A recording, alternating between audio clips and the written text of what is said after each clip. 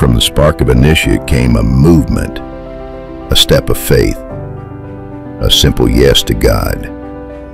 What we began, He is now enabling.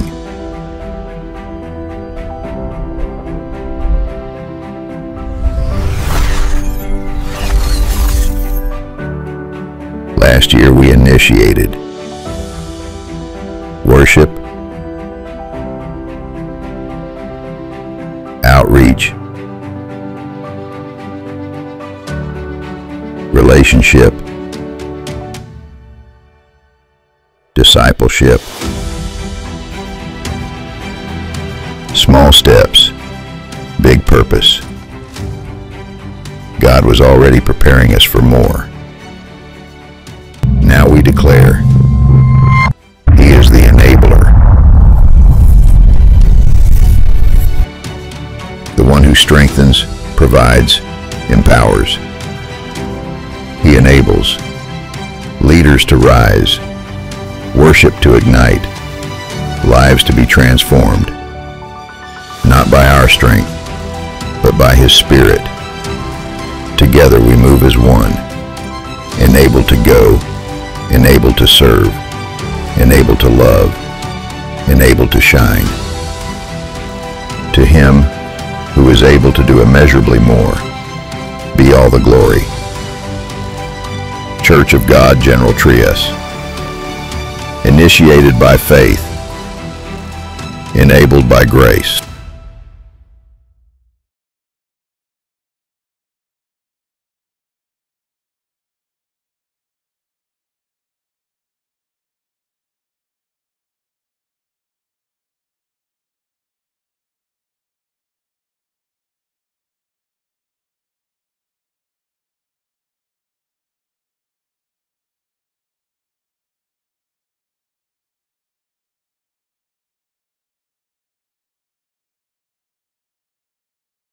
God is here. Amen. Ayun. So, kamusta naman po kayo? Nagdaan ng bagyo at napakabuti ng Panginoon. Amen. Ang buti ng Diyos sa buhay mo dahil niligtas ka niya. Amen. At wala tayo dito ngayon kung tayo ay pinabayaan ng Panginoon. Ibig sabihin po, no? Lahat ng nandito ngayon ay pinagpala ng Panginoon. Amen. Kaya palakpakan natin si Lord. Yes. God is very good sa ating buhay. Sino po ang nag-pray kanina na wag sana nang umulan? Wag na sanang bumagyo. Meron ba nag-pray sa inyo ng ganon? Amen. At dininig ba ni Lord ang ating prayer? Amen. He is very powerful. No? God is powerful enough para itaboy ang mapaminsalang bagyo. Kaya dumating man yung bagyo, di ba? Napakabuti ng Diyos. Nandito pa rin tayo ngayon. Tayo ay hindi niya pinabayaan. At kaya ka na andyan ngayon, kapatid, merong inihanda na naman ng Diyos para sa iyo. No? He prepared something good and wonderful and great para sa iyo. Kaya hindi aksidente na nandito ka ngayon. Amen? So, ang lahat ng papuri ay para sa Panginoon. Now, bago po ako punta sa mensahe ng ating Panginoon para sa atin ngayon, meron muna akong tanong sa inyo. No, sino po ba dito ang nakaranas ng naglalakad ka sa isang lugar, let's say sa mall, no, sa street, meron kang nasa lubong o meron kang nakipag-usap sa yung tao, binati ka, tinawag ka pa sa pangalan niya, sa pangalan mo, tapos hindi mo naman siya kilala. O hindi mo siya natatandaan. Nangyari na ba yun sa inyo? Did you have that kind of experience? Taas ng kamay, sister, doon. Kasi po sa akin po nangyari yan, ano? Yan, just like Bruno, no? Alam niyo, may storya yan. Meron siyang nasalubong na babae. Sabi sa kanya, "Ay, Bruno, kamusta ka na?" Nagulat siya, sino ba to? Di ba? Tapos sabi niya, "Natapos mo ba yung course mo?" Na, no? "Natapos ko naman. Kamusta naman ang nanay mo? Magaling na ba siya dun sa sakit niya?" "Magaling na siya." "Napangasawa mo ba si Maria, ang kaklase natin noon?" "Oo, napangasawa ko." Tataka siya. Bakit kilala siya, no? Hindi naman yan, nami-meet pa yung babae, no? Sabi niya, paano mo ba ako nakilala? Kasi hindi mo alam, best friend ko yung kapitbahay mo, si Marites. Ay, meron ba Marites dito? Sorry po No. Yun pala, kaya pala siya kilalang-kilala, no. No, kidding aside, minsan nagugulat tayo, no, na meron tayong taong nami-meet, parang first time lang natin siya na-meet. Pero maring na-meet na natin siya somehow sa ibang lugar, pero hindi natin siya maalala. Pero ikaw, alalang-alala ka niya, no? Natatandaan ka niya. Kasi sa akin, nangyari na po yan so many times na bumabati sa akin. Ako naman, hindi ko lang alam kung ulyanin na ako, pero sabi ko, ngingiti-ngiti ako. Saan ba kita nakita? Di ba? Minsan ganon. Tapos papaalala niya sa'yo na, dito tayo nagkakilala. Oo nga. Buti na lang naalala kita. Sasabihin mo naman, ikaw, kamusta ka na? Ayan, so, bakit ko po ito naikikwento, no? Kasi related po ito sa magiging topic natin ng sermon for today. Alam niyo ba sa Bible, meron din ganyan, no? Na isang tao dito po sa Book of John chapter 4, no? Na ating babasahin ngayon at atin pong pag-aaralan. Kaya po ang title po natin ay Well Encounter, no? Si Jesus Christ ay mayroong na-meet na babae, pero yung babae ay hindi siya kilala. Hindi siya kilala, pero si Jesus Christ kilalang-kilala siya, no? Kilalang-kilala ang buhay niya. Sorry po. At yan po ay na-encounter niya, no? Yung babae na-encounter niya si Jesus dito po sa well. At kaya po ang title natin ngayon for today is Well Encounter. Hallelujah. Panginoon naming Diyos, salamat o Diyos sa lahat ng ginagawa mo.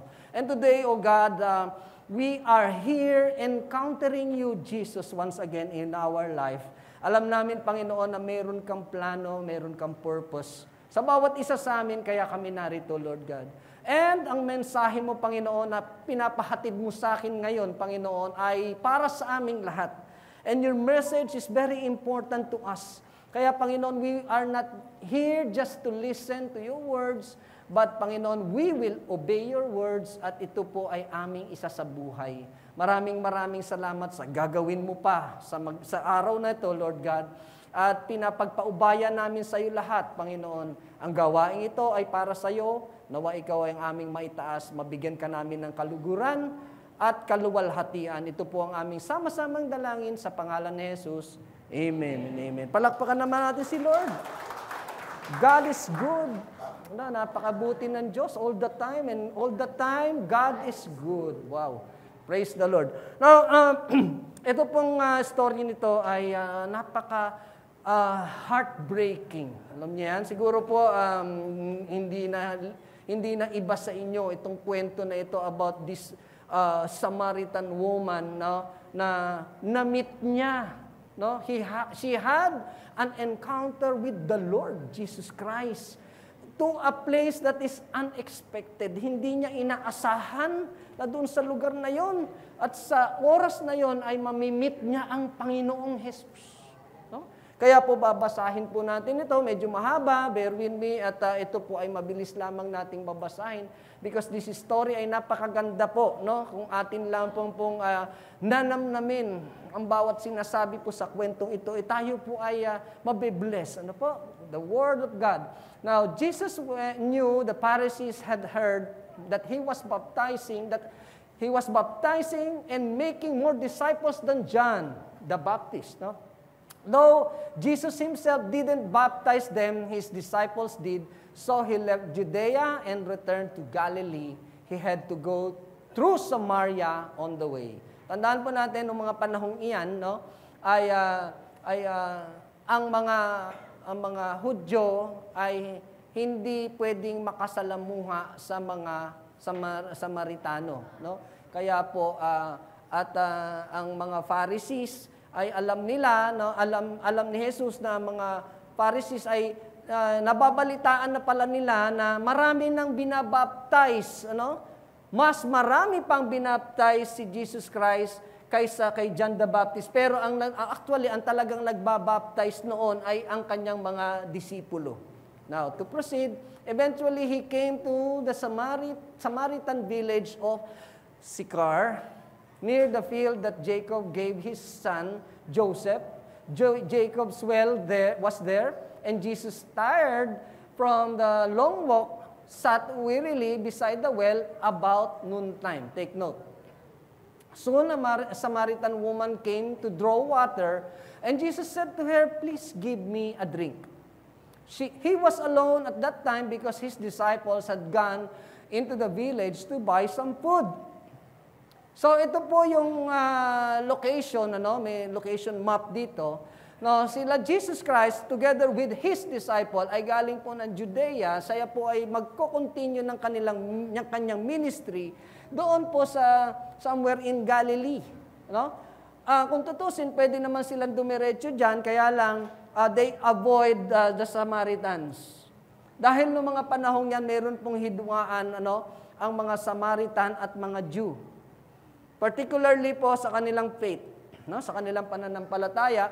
At kaya sila ay parang hindi pwedeng mag-mingle. Hindi sila pwedeng magtagpo, hindi sila pwedeng magsama. Kaya ang way dapat ay pupunta sila, iikot pa sila ng Jordan River para lang makarating doon sa Galilee.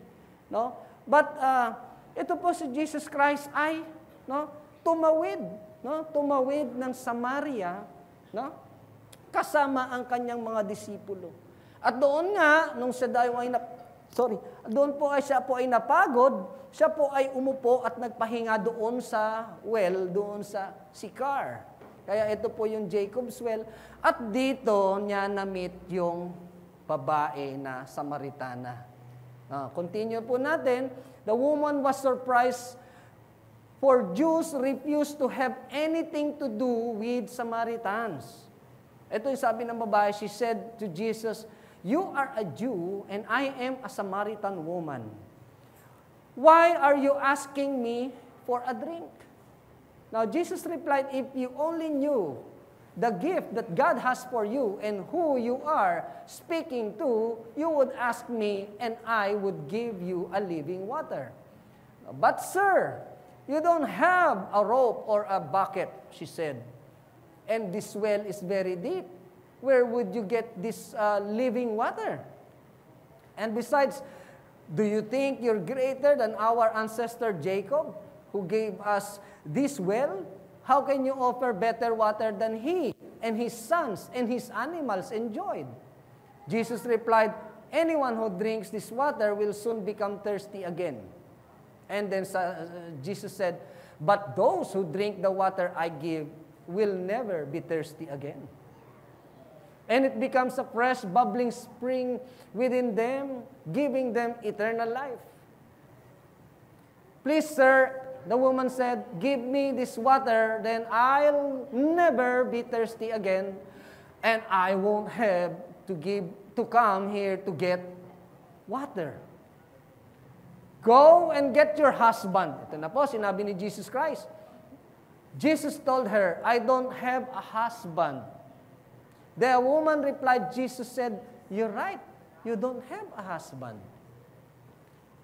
For you have 5 husbands." Wow. No? "And you aren't even married to the man you're living with now. You certainly spoke the truth." Totoo naman, sabi ni Jesus Christ, totoo naman, wala kang ang asawa ngayon dahil nagkaroon ka na ng 5 asawa. At ang kasama mo ngayon ay hindi mo asawa. No? At totoo ang sinabi ng babae. "So, sir," the woman said, "you must be a prophet." Yan, ang tingin ng babae sa kanya. Hindi alam na siya na si Jesus Christ, na siya ang Messiah. Ang tingin sa kanya ay propeta siya dahil parang ang daming alam ni Jesus Christ sa kanya. "So tell me, why is it that you Jews insist that Jerusalem is the only place of worship, while we Samaritans claim it is here at Mount Gerizim where our ancestors worship?" Then Jesus replied, "Believe me, dear woman, the time is coming when it will no longer matter whether you worship the Father on this mountain or in Jerusalem. You Samaritans know very little about the one you worship, while we Jews know all about him. for salvation comes through the Jews. But the time is coming indeed, it's here now, when true worshipers will worship the Father in spirit and in truth. The Father is looking for those who will worship Him that way.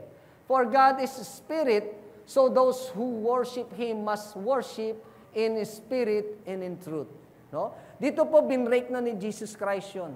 No? Ang sinasabi niya dito, hindi importante kung saan ka sumamba sa Panginoon. Ang mahalaga, because God is spirit, ang Diyos ay sasambahin mo sa espiritu at sa katotohanan. Amen? Sige po, palakpakan natin ang Diyos. Yun po ang binrake ni Jesus Christ, and since then, believers are worshiping God in spirit and in truth. Now, what happened? The woman said, I know the Messiah is coming. Hindi pa rin niya alam si Jesus Christ na yung Messiah. Alam kong dadating ang Mesiyas. No? And when He comes, He will explain everything to us. No? Yan ang tingin niya na dadating ang Mesiyas, naniniwala naman siya. At pag dumating siya, ipapaliwanag niya itong lahat sa amin. At ang sabi ni Jesus, then Jesus told her, I am the Messiah. Siya na pala yun. No? Nagulat ngayon yung babae, and then sabi niya, just then his disciples come back. So alam niyo po, kaya nagpahinga si Jesus Christ doon, nag-isa siya doon, intentionally, gusto niya talagang makausap itong babaeng ito. Alam niya na may dadating na isang babaeng Samaritana na nangangailangan ng kanyang salita. At habang itong mga disipulo niya ay namimili ng pagkain, no, sa bayan, maybe, ay doon niya kinausap. At pagbalik ng mga disipulo, nagulat sila, no, na merong kausap si Jesus, pero walang nagtanong sa kanila ni isa, what do you want with her? Hindi siya tinanong na, Jesus, sino yan? Bakit may kausap ka niyang babae? No? Bakit kausap mo yung Samaritan? Walang nagtanong. No? So the woman left her water jar beside the well and ran back to the village telling everyone. Remember, kaya po nandun yung babae ay para sumalok ng tubig. No? Para iinumin niya o ng kanyang pamilya, mare. Pero nung nasabi sa kanya ni Jesus Christ ito, yung magandang balita, iniwan niya yun. At siya ay umuwi sa kanyang village at ipinagsabi niya doon. Ikinwento niya yung istorya, yung encounter niya sa Mesiyas. Na ini-expect nilang may dadating na Mesiyas, eto na pala si Jesus Christ. Yan na pala yung face-to-face kaharap niya. Can you imagine that? Iniwan niya yung jar. Siguro para mas mabilis siyang makarating sa village niya. Siyempre, kung dalawa yan, mabigat, no? Iwan niya lang. Siguro sabi niya, hindi, mas mahalaga, may balita ko muna, yung good news. No? Madali na yung tubig, babalikan ko. Baka pag sinabi niya, ando si Jesus Christ, and then baka sabihin, no? Sabi nga niya kasi, come and see a man. No? Come and see a man who told me everything I did. No? Sige, sama kayo sa akin. Tignan ninyo kung sino yung na-meet ko. Kaya siguro iniwan niya muna yung jar, mabigat. No? At tinawag muna niya yung mga kapitbahay niya. Punta tayo, tignan ninyo si Jesus Christ, tapos tulungan niyo ako magbitbit ng aking mga jar. No? Could He possibly be the Messiah? Siya na kaya yun? Bakit? Sabi niya, no? Kasi alam ni Jesus Christ lahat ng istorya ng buhay niya. So the people came streaming from the village to see Him. So ito na po yung last verse, no?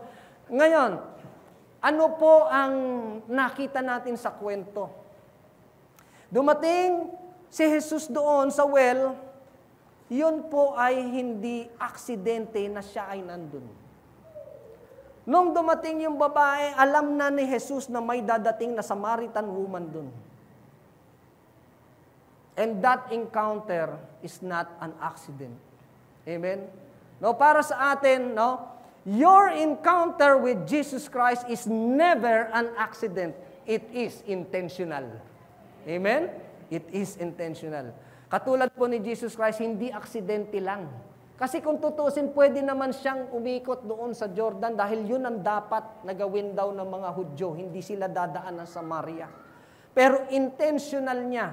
Kaya siya dumaan sa Samaria dahil intention niyang kausapin, ma-meet yung babae, no, na Samaritan, na babaguhin niya ang buhay. Amen? Now, ano po ang pwede nating matutunan sa kwentong ito, the encounter at the well, no? Yung well encounter. So pinag-uusapan po natin ay ang well at ano yung four truths, no, na malalaman natin patungkol sa encounter natin kay Jesus Christ. We speak of well, no? And the first point is wounded but welcome. Pwede ba sabihin natin lahat ito? Wounded but welcome. Sugatan, nasaktan, pero tanggap. Yan. Ano ang nangyari? He had to go through Samaria. Kailangan niyang pumunta ng Samaria. Pwede naman siya sumama na siguro doon sa mga disipulo. Diba? Pero bakit siya nagpaiwan? Imagine, sabi diyan, at noon time, tanghaling tapat. Sino ang mag-iigib sa inyo ng katanghaliang tapat? Sa bagay, hindi na uso ang well ngayon, ano? Yung mga balon. Meron na tayong mga gripo, meron na tayong mineral water. No? Pero siguro, baka pag nawalan ka ng tubig, no, mag-iigib ka rin. Ha? Pero sa tingin mo ba, mag-iigib ka ng katanghaliang tapat doon, alas 12 maybe, alauna, tanghali, no, mainit, doon ka mag-iigib? Bakit ginawa ng Samaritan yon? Kasi ayaw niya kasing siya ay pag-usapan. Di ba? Kasi alam niya na sa kanya kasi, sa kanyang sarili, meron siyang shame. Yung kanyang mga pinagdaanan. Yung kinwento nga ni Jesus Christ na sa kanya, diba? Nagkaroon ka ng 5 asawa at ang kasama mo ngayon ay hindi mo asawa. Di ba? Ngayon, alam niyo naman noong araw, kasi sila no, ay kinokondem. No? Yung mga babaeng ganon ay kinokondem ng lipunan, ng society. Hindi sila welcome. At lalo na kung ikaw ay Samaritan at nakita ka ng Hudyo, ang liit ng tingin sa kanila. Sila ay iniiwasan. Kaya para malayang mag-igib yung babae ng tubig, ay pumunta siya ng tanghali ng walang tao para lang uminom ng tubig na sa tingin niya mapufulfill yung kanyang thirst, yung kanyang pagkauhaw. And unexpectedly, surprisingly, nakita niya may tao doon. Tanghali na nga, may tao pa rin dito. Akala ko ako lang. Tapos Hudyo pa. Di ba? Jew na hindi pwedeng makisilamuha sa isang Samaritana. Now, ibig sabihin, intention talaga ni Jesus Christ na ma-meet siya. Now, Jews avoided Samaritans, but Jesus chose to go through Samaria. Yan. Iniiwasan ng mga Hudyo ang Samaritan, pero si Jesus, sinadya niya, no, na pumunta ng Samaria. The woman was socially rejected, morally broken, but Jesus welcomed her. Wow. No? Socially rejected, morally broken. Tayo kaya, kung tayo ay may mga kakilalang ganito, no, na parang sa tingin natin ay ang dami niyang kasalanan, no? Siya ay sinner at marami kang nakikita sa kanya na hindi kalugod-lugod. Katulad din kaya tayo ni Jesus, ang puso, na welcome pa rin siya sa atin. No? Maybe in our church, no? Katulad din na sa ating church, baka meron din tayong mga ganito, no? Na sa tingin natin ay parang siya ay nagkasala. Sa tingin ba natin, siya ba ay welcome pa rin sa atin? No? Or kung tayo ba ay merong mga kapatiran, mga ating mga kasama sa church, o mga kaibigan, sabihin na natin na hindi na natin nakikita, meron ba tayong heart na sila ay puntahan, bisitahin, kamustahin? No? Kung siya man ay may problema, ano kaya yun? Bakit kaya nawawala siya? Diba? So just like Jesus did, and the woman was socially rejected. Or baka tayo yon, ano? Maaring sa tingin natin, tayo ay maraming kasalanan, tayo ay nagkakamali. At sa tingin natin ay para tayong ina-isolate o tayo ay rejected by many. No, tandaan mo kapatid, kailanman ay hindi ka re-rejectin ng Panginoon. Amen? Maaring tayo ay rejected ng iba. Maaring masama ang tingin sa atin ng iba. Pero ang tinitignan ng Diyos sa atin ay ang ating puso. No? He looks into our hearts. Kung ano ang laman ng ating puso. Now, grace meets in our wounds. No? Yung grasya, yung habag ng Panginoon, ay naandun kung saan naandun tayo sa kalagayan nating tayo ay nasasaktan. Amen? Maybe some of us here ay naandyan sa ganyang sitwasyon. Na tayo ay broken. Heartbroken. No? Maaring may mga taong nakakasakit sa atin o punong-puno na tayo ng problema, sad-sad, bagsak, no? Punong-puno na tayo ng bigat. Parang sa tingin pa natin wala tayong kakampi. Pero sabi nga, grace meets in our wounds. Just like the Samaritan woman. Alam ng Panginoon na siya ay wounded. Siya ay naandun sa sitwasyong hindi siya tanggap. At mayroon siyang mga pinagdadaanan. At doon siya minit, no, ng ating Panginoon. Sinadya siya ng Panginoon. Kaya nga sabi ko kanina, the encounter with Jesus is never an accident. It is intentional. Kaya sa atin, kung maaring ganun din tayo, katulad ng babaeng Samaritana na tayo ay meron tayong kinagdadaanan ngayon, wag nating isipin na tayo ay wala ng pag-asa. No? Dahil dadating sa atin, no, ang isang moment na mai-encounter natin si Jesus. Maybe some of us, no, nung tayo ay hindi pa nakakakilala kay Jesus Christ, masalimuot din ang pinagdaanan natin. Amen? But when the time you encounter Jesus Christ, binago ka na ni Lord. Iba na yung pakiramdam mo. No? Gumaan, at least gumaan yung iyong mga struggles, yung iyong mga burden.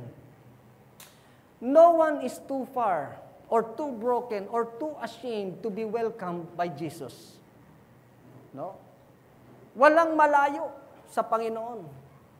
Katulad nga ng ginawa ni Jesus sa babaeng Samaritana, malayo ba? Hindi. Sinadya po niya yun. Kaya if you feel that you are distant from God, parang ang layo naman ng Diyos sa akin, no. No. Parang iniisip mo namin, hindi naman siguro ako katanggap-tanggap. Hindi siguro ako katanggap-tanggap kung ako sisimba, wag na lang kaya. Kasi parang marumi ako. Parang sa tingin ko, baka ako pintasan doon. Baka ako ay pag-usapan lang. No. No one is too far or broken or too ashamed to be welcomed by Jesus. Hindi ba mas lalo kang may pinagdadaanan? Hindi ba pag lalo kang sa tingin mo ikaw ay broken, mas lalo kang lumapit sa Diyos? Tama po ba? No? Kaya mali po yung kaisipan natin, hindi, kasi punong-puno ako ng problema ngayon, saka na lang ako magsisimba. Pag okay na ako. Di ba? Hindi. Mas lalo nating dapat isik si Lord. Amen? Amen. Mas lalo nating kailangan ng Diyos sa mga moment na ganito. Tama po ba? Saan ba natin kahahanapin yung fulfillment? Saan? Sa mga bagay na pansamantala lang, just like that water in the well, na sinabi ni Jesus, lahat ng umiinom dito, pagkainom mo, mamaya mauuhaw ka na naman. Di ba? But with Jesus, He offers that kind of water, the living water, you will never get thirsty again when you drink it. Yan po ay si Jesus. Pag tinanggap daw natin si Jesus as our living water, kailanman ay hindi ka na mauuhaw. And it will fulfill your spiritual life. Amen? Yung fulfillment ng spiritual, yun yung sinasabi ni Jesus, hindi po yung fulfillment ng flesh. Hindi po yung fulfillment ng material na bagay. You know, sometimes we, humans, hinahanap natin ng satisfaction, hinahanap natin ng kaligayahan natin sa mga bagay na material lang. Amen? Tulad po ngayon, magpapasko, no? Marami sa atin siguro may material things. Ano kaya ang magpapasaya sa akin, sa akin ngayong Pasko? Ano kaya bibilin ko na naman, di ba? No? Baka meron kang phone, parang sabi mo, luma na tong phone ko. Parang hindi na ako masaya dito, bibili ako ng mas maganda, mas high-tech. Ano ba yung high-tech ngayong iPhone? Sino ba nakakaalam ng iPhone? Hindi, wala akong iPhone eh. Sino nakakaalam? Yung pinaka-latest na iPhone. Wow! Alam ni Ate Cielo, may iPhone ka, no? iPhone 17. O yun, iPhone 17. Ito naman, siguro baka ito magpapasaya sa akin. So, bibilin mo yan. Pagkalipas na isang taon, ayoko na nito. Baka meron na naman mas bago. Tapos, hindi ka na naman dun masaya. Di ba, sometimes ganun tayo, no? Hinahanap natin yung fulfillment o yung ating satisfaction sa mga bagay na pansamantala lang. Amen? Pero yung spiritual satisfaction, spiritual fulfillment, wala sa atin. No? Hindi natin alam na kay Kristo lang pala yun. Amen? Hallelujah. Sige po, palakpakan natin si Jesus. Next is exposed but embraced. Sabihin nga po natin ito lahat. Exposed but embraced. Ano in-expose ni Jesus Christ? Sabi niya doon sa babae, you have had 5 husbands. No? Sinabi niya ito face to face. No? Hindi para kondinahin. No? Ano ang sabi diyan? Jesus revealed her past not to shame her, but to free her. Sinabi niya, harapan, oo. Wala, kasi sabi ng babae, sabi ni Jesus Christ, look at this. Sabi ni Jesus Christ, sige, tawagin mo yung husband mo. Parang something tricky, no? Sabi niya doon sa babae, tawagin mo ang husband mo. Alam naman pala ni Jesus Christ, wala siyang husband. Para lang para mag-confess yung babae. No? Ang sabi niya, wala akong husband. Kaya ang sabi nga niya, oo, tama. Wala nga. Dahil nagkaroon ka na ng 5 asawa. At ngayon ang kasama mo ay hindi mo asawa. Pero hindi po ibig sabihin na kinukundina niya. No? Minsan sa tao, sasabihin natin, yan kasi ang dami niya nang naging karelasyon, ganun-ganun. Kaya ako, ayokong lumalapit dyan. Tama po ba, no? Makakarinig tayo ng mga ganun. Pero iba si Jesus. Hindi porket sinabi niya yon ay kinukundin niya na yung babae. But to free her. No? May pinaliwanag si Jesus sa kanya na hindi mo dapat ikubli o ikahiya yan. No? Dahil yan ay nangyari na. At ang mahalaga kay Jesus ngayon ay matransform ka na. Mabago ka na. Amen? But to free her, palayain na siya. Sa ganun lagi niyang feeling na siya ay isolated, na siya ay kinokondem, doon siya pinalalayan ni Jesus. And he knew everything and still offered her a living water. Alam ni Jesus lahat. No? Kilala tayo ni Jesus mula ulo hanggang paa. Kilala niya ang kaibu-ibuturan ng ating puso o yung laman ng isip natin. Nothing can be hidden from the Lord. No? Pero yet, He is still offered the living water, which is Jesus Christ. No? Kaya, kung sino man tayo, no, alam natin na si Jesus ay, ang ibinibigay niya sa atin ay siya. No? Yung buhay na walang hanggan. Tatanggapin natin siya sa buhay natin as our living water and you will never get thirsty again. Kasi itong offer ng mundong ito sa atin, parang tubig ito eh. No? Subukan mong uminom ngayon ng tubig. No? Kahit 1 litro pa yan. Mamaya, uhaw ka na naman. Parang ganun, no? Doon lang ito ini-illustrate. Pero daw, yung tubig na ino-offer niya is everlasting. No? The thirst will be quenched. No? Mawawala ang uhaw mo at hindi ka na ulit mauuhaw. Yan yung buhay na ino-offer niya. That everlasting life. Siya yun, si Jesus Christ. Kapag pinasok mo siya sa puso mo, sa buhay mo, no, tinanggap mo siya, magkakaroon ka ng tubig ng buhay. That is the life, no, that He offered, no, na hindi na magkakaroon ng kamatayan. Ayun po yung gusto ni Jesus Christ. And true healing begins when we stop hiding. True healing begins when we stop hiding. No? Hindi ito healing lang ng physical. Kung hindi ito ay maaaring healing ito ng emotional natin, no? Spiritual healing. Na minsan ay masyado nating kinikimkim at hindi natin isinusurrender sa Diyos. Dahil ang tangi lang naman natin kailangan ay ang Panginoon for us to be free. Di ba? For us to be free. Kaya nga po, let Jesus see the parts of your life you hide. You know, one pastor told na you can run from God, but you cannot hide from God. Di ba? So, sometimes, meron tayong mga kasalanan na sa tingin natin ay kaya nating takbuhan, no? Pero alam nyo, hindi yan lilingid sa Panginoon. You cannot hide from God. Nandyan pa rin niya, alam ng Diyos yan. And He doesn't expose to condemn, He exposes to heal. No? Alam niyo po, meron akong isang testimony o isang kwento sa inyo, no, about exposing, no? Sa mga nakakakilala, maaring, hindi ko na po may mentionin ang pangalan, dahil ito po ay naging church member natin dito sa Gentry. Lalaki po siya, pero siya po ngayon ay wala na. You know, siya po ay nasa Panginoon na. Pero nung panahon na yon, 2 years ago, he died. Pero before he died, hindi ko malilimutan yung tinawag niya ako at sabi niya sa akin, Pastor, gusto kitang makausap personal. Sabi ko, sige po, nag-set kami ng schedule. Kami po ay nag-usap one-on-one at doon po siya ay nag-confide, no? Nagsabi sa akin ng mga nasa loob niya. At alam ko naman ito at hindi naman ito lingid sa iba, no? Na siya po ay married to a woman pero wala po dito sa bansang ito. At napakatagal na panahon na silang hiwalay. Meron silang anak, pero siya ay nandito sa bansa at meron siya pong naging kapartner, no? Na not married, but he is married. At dahil doon, ang mga anak daw niya ay galit sa kanya, no? Yung asawa niya ay galit sa kanya. Pero pinaprocess niya ang kanilang papers para ma-annulled, pero ang tagal na proseso.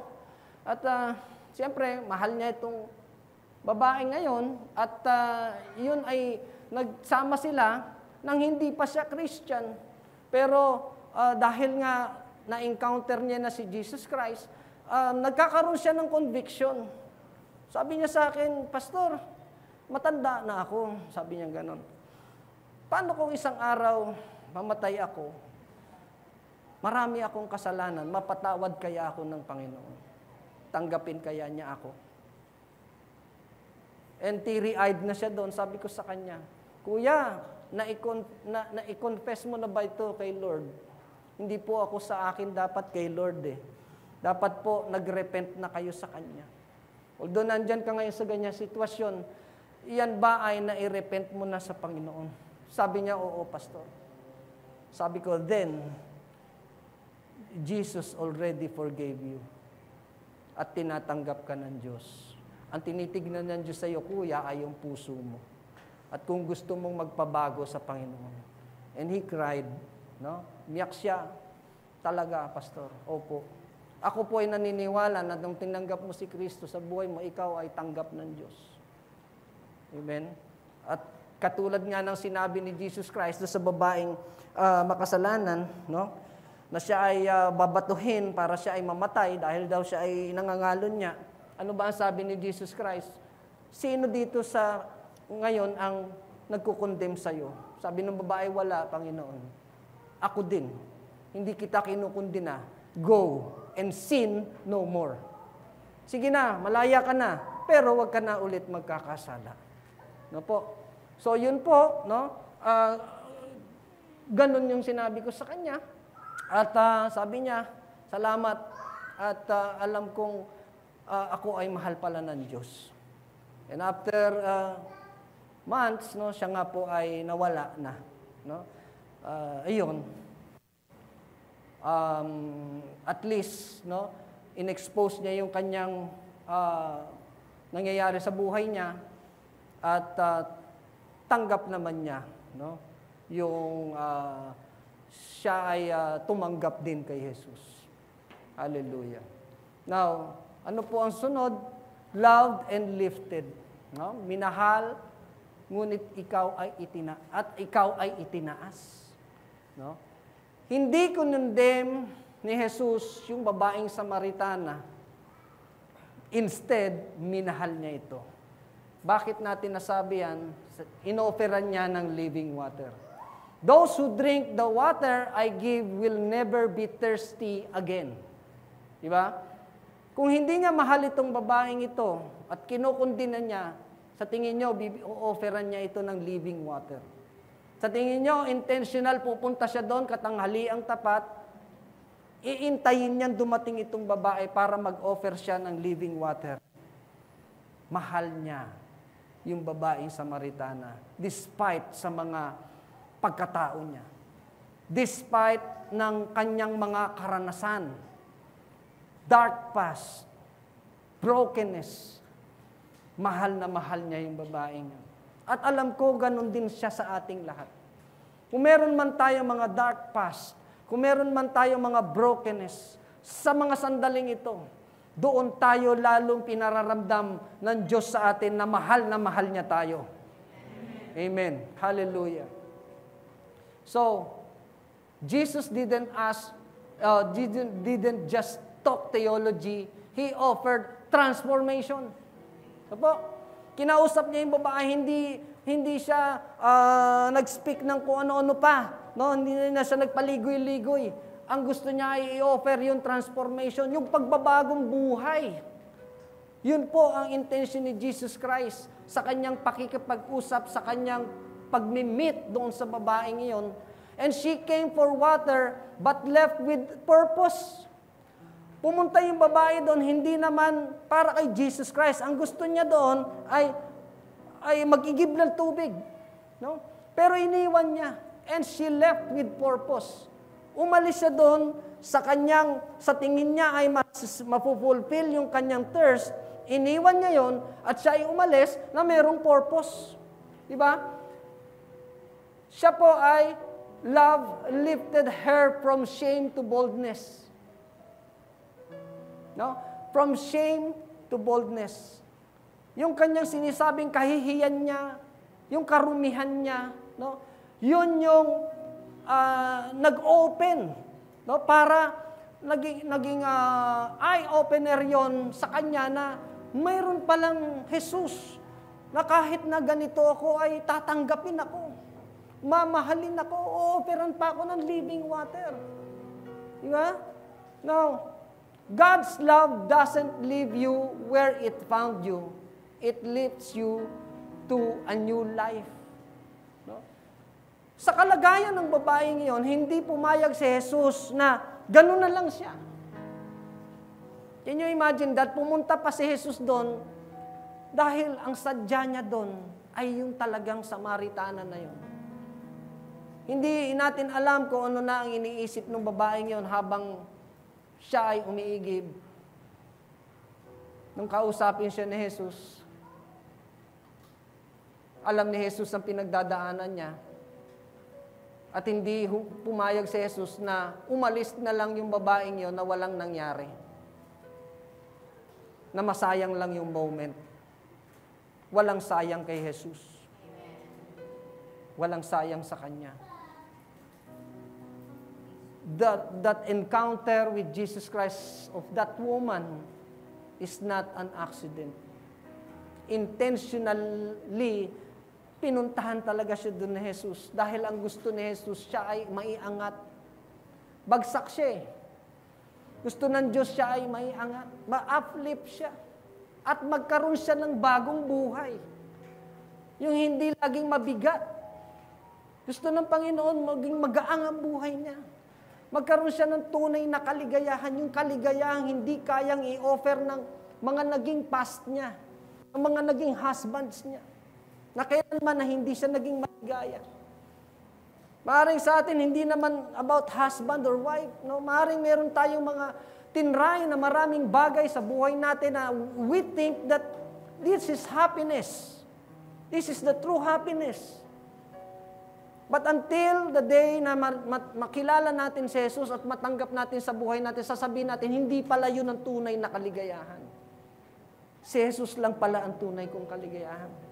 Amen? Hallelujah. Sometimes people think na yung mga bagay na nasa mundong ito na yun eh. Pero bakit paglipas ng ilang panahon, wala na naman? Diba? Parang iba na naman. Remember, hindi po permanente. No? Sabi nga, wala pong forever. Tama ba? Sa mundong ito. Pero may forever kay Jesus Christ. Amen? Hallelujah. It lifts you to a new life. God's love doesn't leave you where it found you. Kung nandyan ka sa sitwasyon ng ganyan, no, maghintay ka lang. Hindi ka naman pinababayaan ni Lord. Hindi siya aalis o hindi ka aalis nang hindi ka mababago. Hindi ka niya titigilan, hindi ka niya tatantanan. No? Hindi ka stagnant, kapatid. No? Kung nandyan ka man sa sitwasyon na yan, tandaan mo, huwag ka mawala ng pag-asa. Hindi ka hayaan ni Lord na ganyan ka lang. Amen? He will lift you up at yung buhay mo sinasabi mong walang kwenta, binibigyan ng kwenta at halaga ni Jesus Christ. Amen? Next is, lastly, she left the jar and lived the mission. The woman left her water jar beside the well and ran back to the village telling everyone. Iniwan niya yung jar niya, may tubig na yon, pero pumunta siya sa kanyang bayan at ipinagkalat niya doon yung magandang balita, yung kanyang encounter with the Lord. And she left behind what she thought she needed. Iniwan niya yung mga bagay, no, na sa tingin niya, it will fulfill her need. No, she thought she needed. Ganon din ba tayo? Kaya nating iwanan yung mga bagay na ang kapalit ay si Jesus. No? Kaya nating iwanan yung mga material things, yung ating mga kasalanan, yung ating mga maling ginagawa at hindi malugod sa Panginoon for the sake of Jesus Christ. Kaya natin gawin yun. Lalapit tayo sa Panginoon at tatalikuran natin yung mga bagay na hindi makakapagbigay sa atin ng spiritual fulfillment.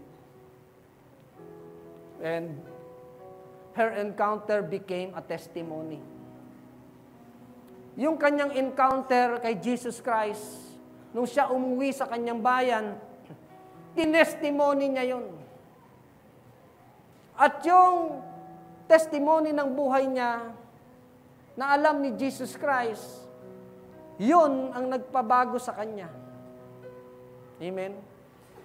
Tayo ang buhay natin, alam ko, bawat isa sa atin, mayroon tayong kanya-kanyang testimony, right? Ibang kwento ng buhay, iba't ibang istorya. At nung nakilala mo, tinanggap mo si Jesus Christ sa buhay mo, yung story mong yon ay siyang nagpapalakas sa iyo ngayon. Nakikita mo yung nag-glorify si Lord dahil dun sa testimony ng buhay mo. Bakit? Kasi kitang-kita ang pagkilos ng Diyos sa buhay mo. Dahil hindi ka mababago kung hindi naman dahil kay Lord. Amen? At yung testimony mong yan ay siyang ipapahayag mo sa iba na maaaring nakaranas o nakakaranas din ng katulad ng naranasan mo before when you not know Jesus Christ yet. Nung hindi mo pa kilala si Jesus, ganyan ang buhay mo, baka ganun siya ngayon. At baka ikaw na yung tao na magte-testimony sa Kanya. Na alam mo, ako dati ganyan din, pero nung makilala ko si Jesus, binago niya ako at binabago niya ako araw-araw.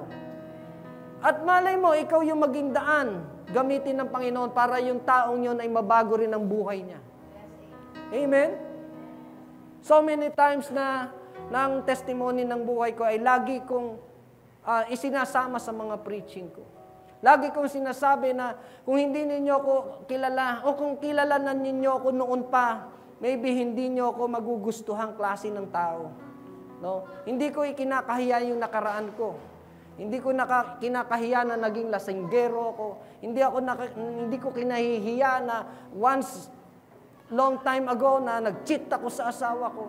Long time ago, naging lustay ako sa pera. Nagbarkada.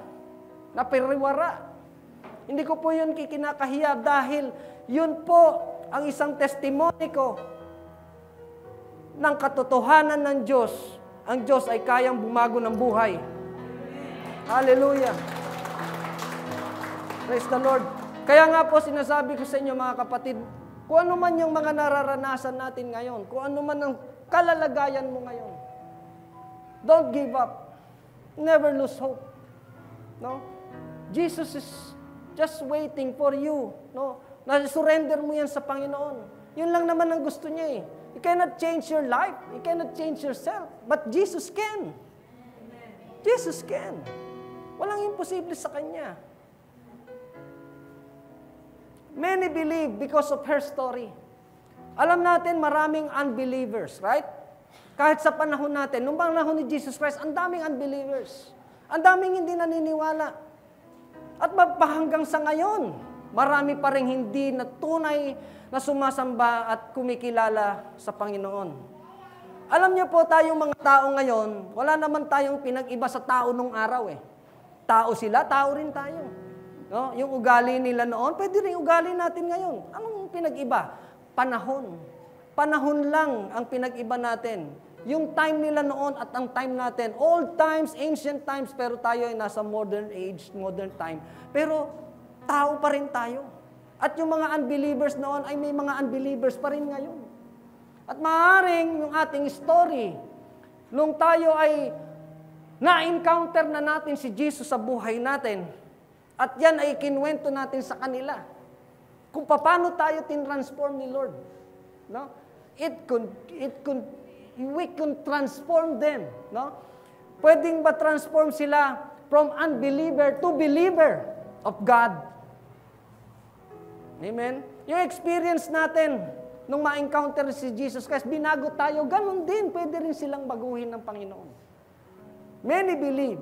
Ngayon, nag-testimony yung babae, naniwala sa kanya, kasi sabi niya, come and see. Tingnan ninyo, sino yung sinasabi kong Mesiyas? Ito siya, si Jesus. At doon, sa ginawa niyang yun, marami nang naniwala kay Jesus. Amen? Maaaring ganun din gamitin ang buhay natin ng Panginoon. Para dun sa mga taong hindi pa nakakakilala kay Jesus. No, let us say, tell them, come and see. Sino ang Jesus na to na bumago ng buhay ko, kapatid? Baka meron tayong mga kamag-anak, mahal sa buhay, relatives, family members, friends, neighbors, na hindi pa naniniwala kay Jesus Christ. Baka ito na yung pagkakataon mo, kapatid. No? Nasabihin sa kanilang, totoo si Jesus. Maniwala ka. Papatunayan ko yan sa'yo sa pamamagitan ng testimony ng buhay ko. Hallelujah. And now, lastly, we all have our wells. No? Places we go to fill our emptiness. Yung well ng buhay natin. Yung balon ng buhay natin. No? Sometimes we are looking for something. Sabi ko nga kanina, ano kaya yung kaligayahan ko? Bakit parang hanggang ngayon hindi naman ako nasasatisfy? You know, Jesus meets us there not to condemn.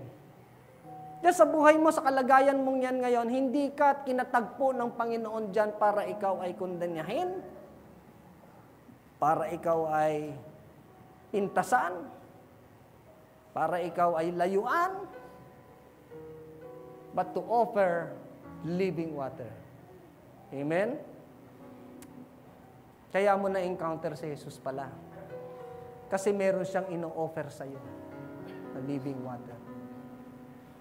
Ino-offer niya sa iyo yung tubig ng buhay na kailanman kapag kaininom mo, hindi ka na muling mauuhaw. It will satisfy. It will quench your thirst. And never get thirsty again. Hallelujah. Now, Jesus is waiting at your well.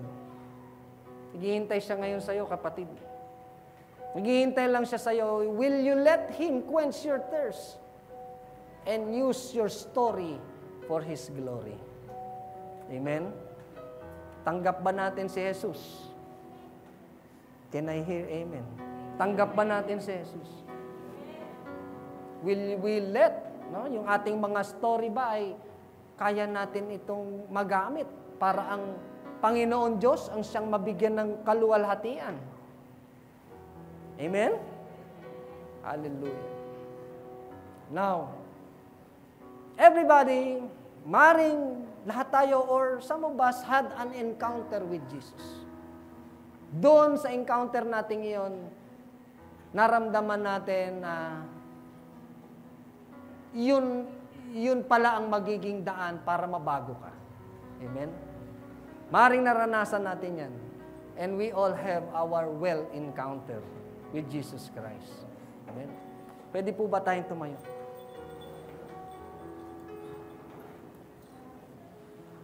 Hallelujah. Panginoon naming Diyos, salamat o Diyos sa iyong mga ginawa.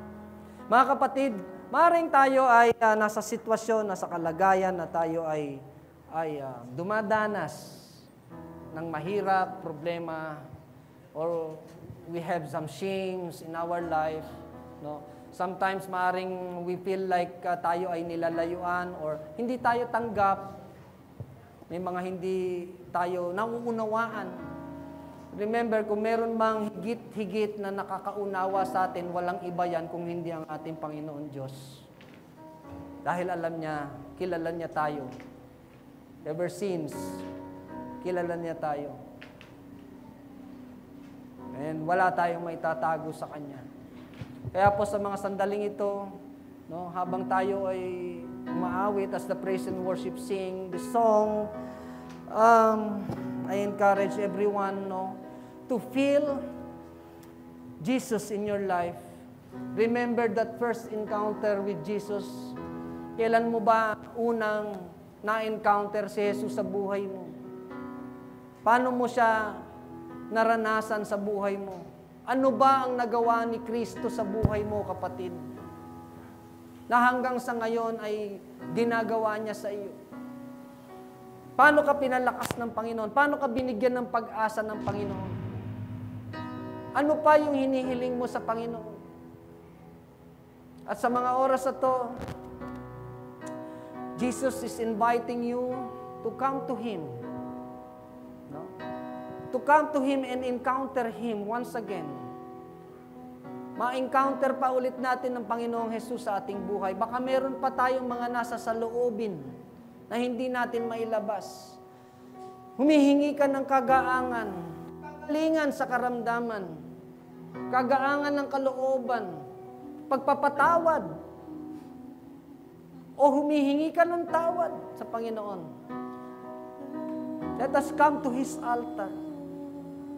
And sa paglapit mo sa altar ng Panginoon, huwag mong isipin sa akin kayo lumalapit kayo sa Panginoon.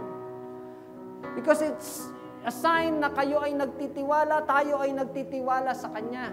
Tayo ay nagsumasamba sa Kanya. At naniniwala tayo sa kayang gawin ng Diyos sa buhay natin. Let us sing this song. Giving is part of worshiping. To all who desire to give, you may give your tithes and offering through online bank transaction. Details are provided below.